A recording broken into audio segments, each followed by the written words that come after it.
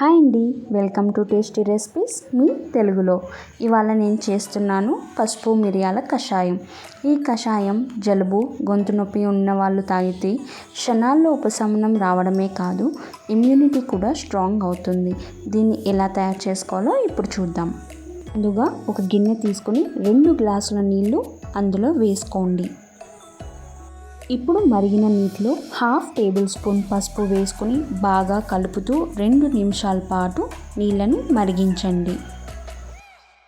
ఇలా మరిగిన పసుపు నీటిలో 4 లేదా 6 మిరియాలు వేసుకోండి. ఇప్పుడు ఒక లవంగం, చిన్న దాల్చిన చెక్క వేసుకుని 1 నిమిషం పాటు బాగా మరిగించండి. పసుపు మిరియాల కషాయం బాగా మరిగింది. ఇప్పుడు చల్లార్చుకోవడానికి పక్కన పెట్టుకోండి. ఇలా చల్లారిన కషాయాన్ని వడపోసుకోండి.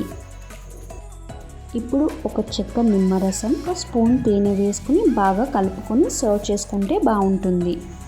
ఇలా చేసుకున్న కషాయాన్ని జలుబు గొంతు నొప్పితో బాగా బాధపడే వాళ్ళు తాగితే తక్షణమే ఉపశమనం ఉంటుంది.